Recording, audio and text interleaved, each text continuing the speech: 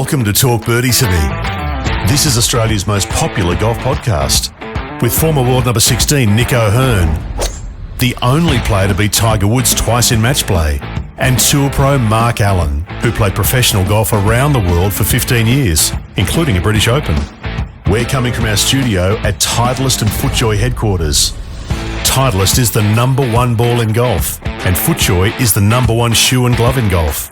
And thanks to our great partners, Watch My Numbers, the most powerful database golf app in the world.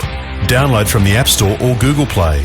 Ping, as with Nick O'Hearn, will help you play your best. See your local golf shop or professional for a Ping Club fitting. The Golf Clearance Outlet beat everyone's prices. Visit golfclearanceoutlet.com.au for your nearest store. And Better, the fastest and easiest betting app in Australia. Now that's better. Now, from our studio at Titleist and FootJoy headquarters, it's time for Talk Birdie to Me. Here's Nick O'Hearn and Mark Allen. Well, hello, folks. It's time for another feedback pod. We love the questions. Keep them coming. And you go to talkbirdie2me.com.au. And if you're really clever, why don't you leave a video message and we'll get your head on the pod. Oh, yeah. Anyway, Dan, over to you. Nick's in Cathedral still this week. And so how's the eggnog going, mate? It's been a bit of a nippy week up there. Yeah, I've run out. I need to get some more. Hey, Cathedral, it's a summer course. When's it going to shut down for winter, Nicholas? Oh, no, that usually shuts down end of June or early July, something like that. Maybe for a little while, but they put new drainage in a while back, so that'll really help. Oh, that's terrific. Yeah. I reckon every course needs a little break here and there just to keep it healthy. Yeah, I think so. Yeah. All right, now we're going to start with we're going to get serious for a moment, boys, a very serious bit of feedback. Oh. So put your serious hat on. Righto. Okay. This is from Ross Kennedy. Mark Allen, can you please brush your hair? What does he think? This is the Tonight Show or something? Well, I don't What the know. hell are you talking about, mate? He's This is Talk Birdie to Me. He's passing on some constructive criticism. Listen, I've got these stupid headphones on and they come on and off, on and off. It's a podcast. Last week you didn't have headphones on and your hair was all over the place. I like my hair. I'm not saying you've got bad hair. I'm passing on Ross's comments about, can you please brush your hair? I probably need a little bit of action happening on the peaks at the moment. How but often do you give your hair a run of brush through from time to time? Or just the fingers? so you don't use a brush or a comb? No. Really? Combs are for losers. What do you think, Nick? Do you think he should... Oh, well, don't we have someone who works there at Titleist headquarters called Luscious. Someone? Luscious Luke. Luscious Luke. Luscious Luke. So maybe we should refer to him because I think Mark's trying to copy Luscious Luke. So. I think he might be. Okay. All right, I'll take it on board. Let's move on to something slightly more serious. This is from Craig. G'day, guys. Every week I watch the weekend of the PGA Tour and I notice that very few of the pros repair their divots. Some use their clubs to cave in the side of the divot. Some caddies put the divot back, but many don't do anything. I'm wondering, and I'd like your opinion on this, why is it not compulsory to repair it, particularly as they, and we do as well, whinge when we lace a drive down the middle of the fairway only to find the ball sitting at a big fat divot? I reckon it's poor form and it sets a really bad example for people watching at home. Thank you, by the way, break pod. All right. Yeah, golf professionals are very lazy. They don't like to fix their... No, I'm kidding. Generally, I was wondering where you were going. when- That's not true. No, that's not true. Generally, whenever we take a big slab or a divot, the caddy will at times grab it, or the player will walk on, go ahead and grab the said divot and then throw it back to the caddy. They'll replace it. If it's sort of one which blasts everywhere, well, there's not really much you can do about that. If you try and chop in the edges, you almost make it worse. Yeah. So for the people that are playing behind, and if they go in the divot, well, they would rather a nice clean one as opposed to one which has been chopped in and mangled all over the place. Now, at the end of the day, what tends to happen is the ground crew come through the entire golf course after a round of golf, and if someone's filled in a divot, like they've taken it and put it back in, they will actually throw those out and then they'll fill it full of sand and fertilizer and things like that anyway. So there's really no point putting that slab of grass back in there because the ground crew are just going to take it out anyway. Yeah. I also think sometimes the divots you take in America are very different from the divots we take here in Australia.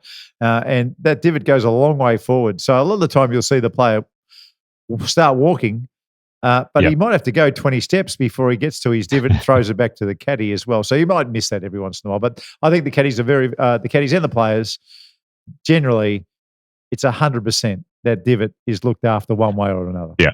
They do a good job. Yep. Yeah. Okay, this one from Peter, still on kind of course, care and maintenance and so on. Hey, lads, a thought on bunkers. Why do ground staff smooth out the walls, then flip the rake over and create ruts? If they create ruts to loosen the sand, why not afterwards use the smooth side of the rake and make the base smooth?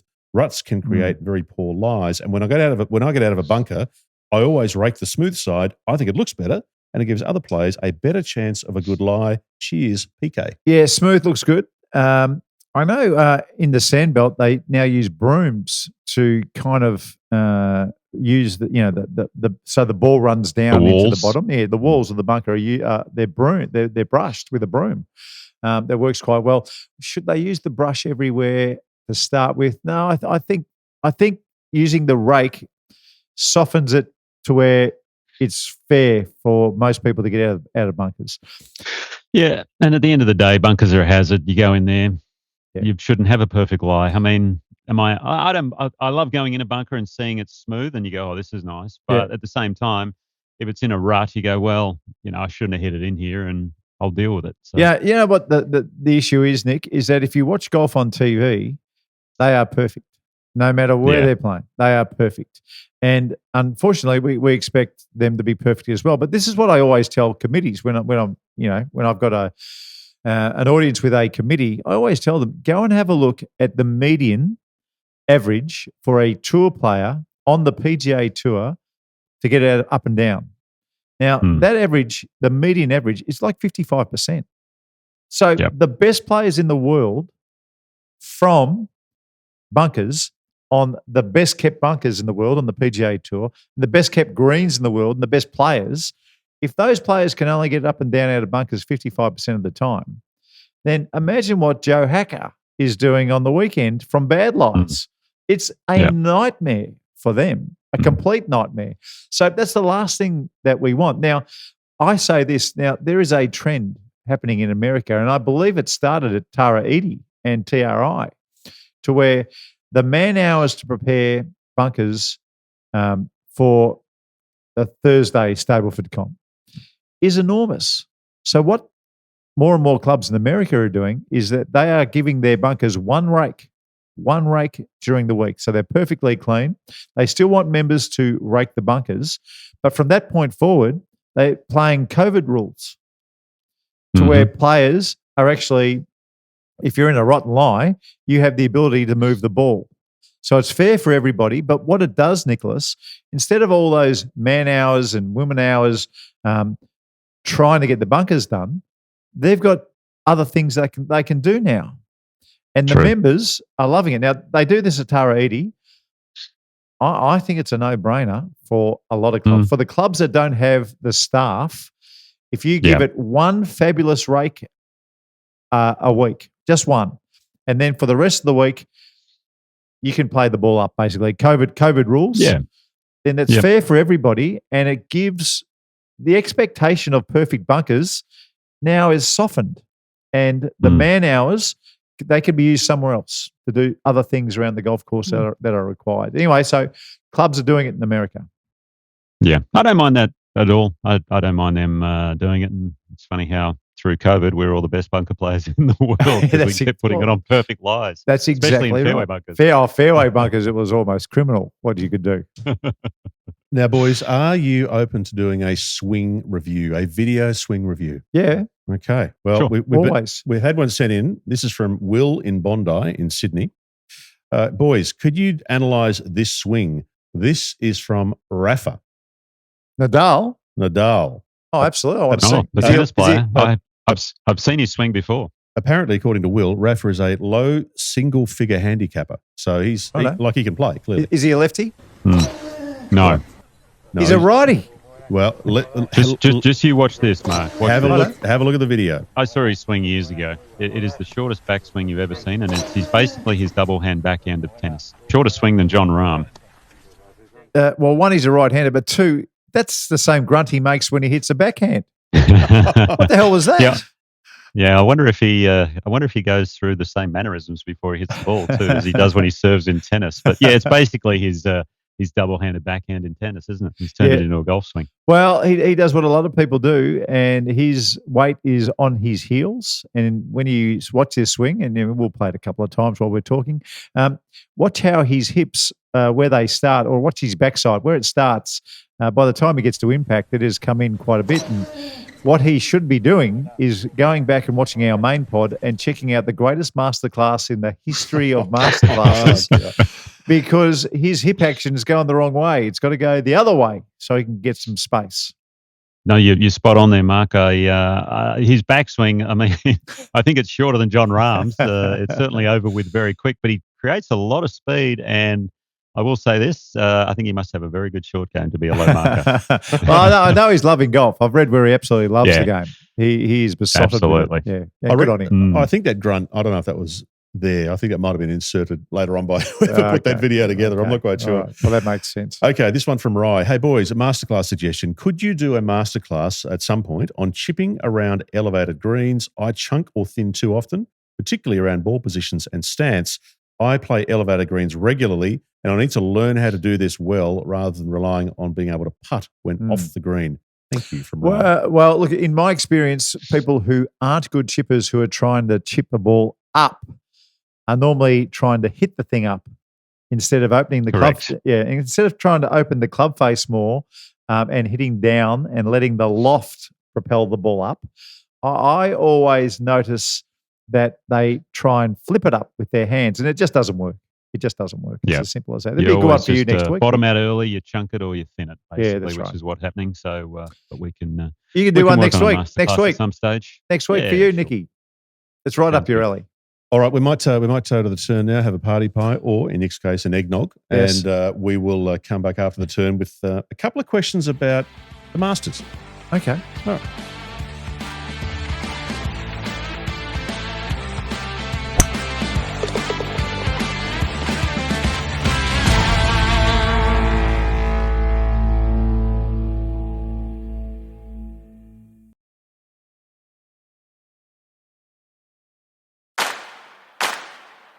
We're live from our studio at Titleist and FootJoy headquarters. We all know the number one ball in golf is Titleist and the number one shoe and glove in golf is FootJoy. We're here thanks to the Golf Clearance Outlet. They beat everyone's prices. Ping will always help you play your best. Turn your bogeys into birdies with the Watch My Numbers app. And Better, the fastest and easiest betting app in Australia. That's better. Now, back to Talk Birdie to Me. Here's Nick and Mark. Okie doke, just a couple to get through. Dan, what is next? Okay, this one from, who's this from? This is from Adam. Okay, gents, with it being 10 years this November since the last Masters was played in Australia, is it reasonable to think that PIF might choose to rejuvenate this event with Golf Australia and the DP World Tour to co-sanction the event? Is there the demand in this country for PIF investment with, for example, a $10 million pool and to maybe hold it at the new Huntingdale? I love the pod. I love Nick's insights into day-to-day PGA life and Mark's general golf knowledge. Keep on swinging, Adam. Well, the short answer is yes. That would be a dream. If Aramco came down and sponsored an Australian swing, that would be a dream for I imagine for all parties. If they let's say they dropped 100 million Australian bucks in a 6-week swing. Oh, my God, how do you say no to that, Nick? You couldn't say no. And it would be certainly hard. I mean, the biggest thing at the moment is what the PIF and LIV, they're involved with the Asian Tour, the Australasian Tour. We are with the DP World Tour, who obviously have the partnership with PGA Tour. So there'd be some things to work out, to figure out. But if they're dropping that sort of cash, who knows what's possible? Well, it's a drop in the ocean for them. I mean, we spoke about the $800 billion fund, the PIF fund that they've got, and we've already spoken about that has been moved to $2 trillion. So it's a reasonable fund. 100 million is not that big a deal. I wonder. I mean, has Australian Golf made a phone call to Greg and say, "Hey, Greg, what are the chances of this happening?" I mean, Greg has got the hotline straight to the big guy. So, I mean, who knows? Who knows whether who knows whether that's what they want to do? I don't know. But again, the short answer to your question is yes, that would be an amazing thing for Australian golf. Yeah. And it'd be great to see the Masters back and at Huntingdale as well. Can't wait to see it. By the way, I have seen the latest look at Huntingdale. There is a video that Mike Cocking's done for the members. What I might do is I might ask Alex McGilgrave, who is the GM at Huntingdale, and I might see if we can drop it in to the end of this pod because I've watched it as a former member of Huntingdale. I was there for 30 years. I've watched the thing 10 times and I cannot get over what they are doing to this golf course. It is going to be sensational. Ooh, brilliant. Very nice. Yeah, okay. I'll send a text. Okay, message here from Geoff. Hello, guys. I stumbled onto the podcast on YouTube and I thoroughly enjoy it. It's informative, irreverent, and great fun. Keep up the good work. Now, during the podcast, I heard it mentioned by you that Brooks may likely seek a return to the PGA Tour after his LIV contract expires. I believe Nick and Mark, you both also said that other LIV players might do the same. Here's my question. Yeah. What is the path from the PGA's perspective for that to occur? I would have thought that path would likely be blocked by the PGA and maybe there'd be some financial penalties attached to make it onerous or impossible for the return to occur. This is from Geoff from Royal Oak in Michigan in the United States, whose signature is, "Don't hate me, I didn't vote for him." So I love it. it's a very good question. So for the players who have won a major on LIV and their 5-year exemption on the PGA Tour has not run out, it's quite a simple process to where if they finish up at LIV, I imagine they would be welcomed back with open arms. For the players who haven't won a major and their world ranking is a long way down, they'd be reliant on a lot of sponsors' invitations or wild cards or whatever you want to call them. But there certainly, Nick, there'd have to be a deal done. So, for instance, if someone like Dustin Johnson, who his last major was the COVID Masters. So when was that? 2021 or something like that? It was either 2020 or 2021. It was one of them. Next year it's either going to be his last year or he's run out of credit as far as his exemption concerned. Has he won 20 events? Because I know if you've won 20 events on the PGA Tour, you're welcome back. You've got a lifetime exemption. You get a lifetime, yeah. Yeah, that's a good question. It's not going to be a smooth process for that to happen. Obviously, the current players will be going, hang on, why are you letting all these guys back in where our fields have shrunk? I mean, they're making them smaller fields now. Major champions, sure. I mean, you always want them playing in your events. But the others, it's going to be a tough one. Maybe have to go back to Q school for a lot of them if they want to do that. But they kind of knew what they were getting in for when they signed on. So I don't see it being a smooth process, put it that way. Yeah, but look, here's the thing. They do have the DP World Tour to fall back on. And I would, if I'm running the DP World Tour and Neiman wants to come back or give us another name who hasn't won a major Hatton. It's a simple process. Come back and play. Well, and just make a rule on the run. I mean, this is something hugely out of the world order of golf that we've seen since its inception, going professional. So it also depends have they resigned their membership as well, because that was part of some of them doing it. They had to resign from the PGA Tour or the DP World Tour. So if they haven't, well, then that would make it much easier. But can't remember what the rules were. Yeah. Look, tough process, but look, if there are level heads, the good players get back somehow. The majors walk back in with open arms, and the also runs. Well, maybe there's a backdoor through the DP World Tour. I mean, that's that. If I'm making the rules, if I'm the guy in charge of equity, getting people back, that's how I do it. That's the pod for today, guys. That's the feedback. What we would love people to do, if you are listening to the pod in an audio form somewhere, make sure you subscribe and maybe give us a review. Just write maybe a couple of quick lines or something. That'd be really helpful. And if you're watching on YouTube, make sure you subscribe and comment as much as you can. And the reason why that's important is because that means the algorithm starts to pick it up and push it out and share it around, which is great. I've got to start commenting more on YouTube.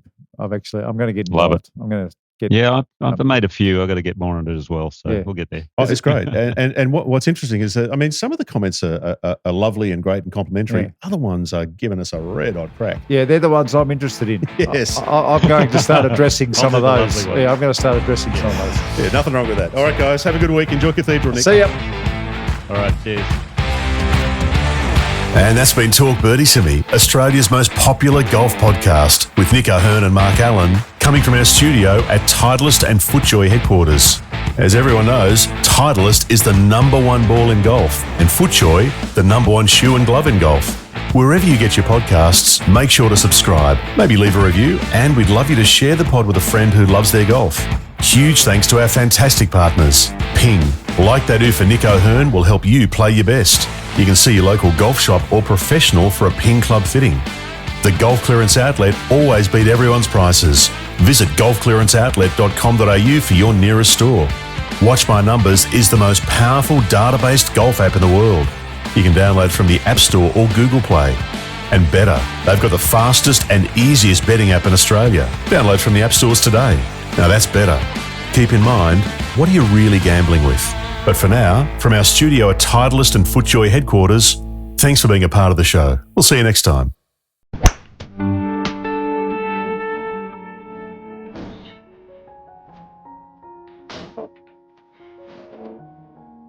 Hi members, Mike Cocking from OCM Golf, and today's video update is going to be a fun one. So for the last 4 months really, we've been focusing on the last sort of 4 or 5 holes, which is 1, 2, 3, 4 and 8. So we're working towards seeding those greens, those 5 greens plus the chipping green at the entry at the end of May, and that'll basically conclude all of the grassing. Which is really exciting, and then that means we're in full grow-in for about 6 months with a hopeful opening towards the end of the year. A few other things we've been focusing on the last, particularly the last month, is getting all the rough areas ready for seeding. So we've got planned in the next couple of weeks, we'll be hydro-seeding all the roughs with a native blend of grasses. So the wallaby grass is the predominant variety, and that's that kind of wispy brown grass you see in the distance at the northern end of the property. We typically like to seed that leading into winter so that it can germinate just naturally with the rains, and then once spring hits, it really starts to pop out of the ground. In June and July, we've also got a lot of plants going in the ground, so I'm sure we'll be calling out for some volunteers again. But that'll be planting backsides of bunkers and tea carries, plus a few taller trees for some of the boundary areas.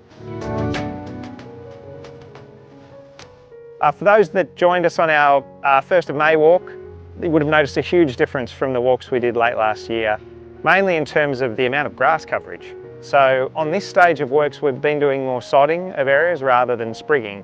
Most of the fairway areas, most of the tees are all now turfed, so it's starting to look like a golf course again.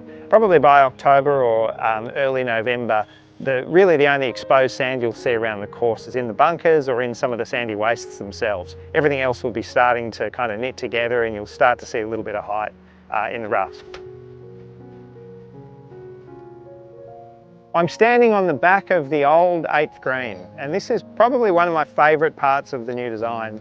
The 8th is a short par 4 still, and the green's pretty similar to the way it used to be. It's still that kind of long, skinny plank. And I think one of the unique aspects of Huntingdale, one of the things we love, because we love building them, is the number of short par 4s. Normally you might have 1 or 2 in a course. Well, there are 4 here. But they all play really differently. The green designs are quite different, the way they're bunkered is different. But back to the old 8th, the biggest change here is actually what's happened around the green. You might remember the old hole had this sort of row of big spotted gums that kind of wrapped around the green. Well, we've opened that whole space up, and it's made for this incredible connected space where you have the 9th and the 4th tees as a big common area where we can move the tees forward or back. So you can really stretch the length of the 4th or stretch the length of the 9th, depending on which direction the wind's going in.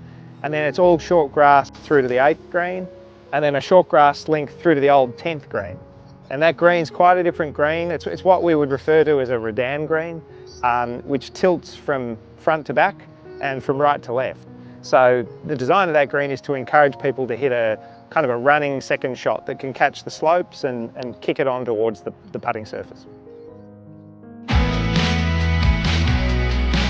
So my absolute favourite part of the property has to be where we're standing now. This is the new 8th hole. Short par 3, highest part of the property. Slightly blind, so it looks really hard, and a huge bunker in front of the green. Another fun aspect of this area are the tees down at the 8th and the 6th hole. So as you walk off the 5th, you kind of walk up the hill and you'll see sort of this big sprawling section of short grass. And that's the 8th tees and the 6th tees kind of combined. And what that allows you to do is actually move the tees around and create a bit of sort of elasticity with the holes. So even though we designed this 8th to only play 120 or 130 metres, you can actually use the back section of the 6th tees, which would stretch this hole to about 150 or 160 metres. As you might remember with the master plan, one of our big changes was to move the driving range out from the middle of the golf course and across to where the 16th hole is. So behind us is the new chipping green, pretty much located where the old 16th green was. And then the new driving range tee and the driving range itself is just beyond it. And it plays in a northerly direction down towards the new water storage. But what we've managed to do is, at this end, at the car park end, we've got a flat space here, which actually allows you to use it as a driving range tee for major events. And that extends the driving range to probably 310 metres or so. Look, it's a really exciting time at the club at the moment. The final finish is always a great one because the holes really start to reveal themselves. And I would certainly encourage members who have maybe stayed away while construction's occurring, I would definitely encourage you to come back. It's a great time even just to pop in for a drink or have a putt on the putting green, because you'll definitely see some major changes around the course. In the lead up to opening, sort of September, October, we'll be having another course walk. And I think for those that haven't been able to make it yet, I would definitely come to that one because you'll basically be seeing the finished golf course for the very first time.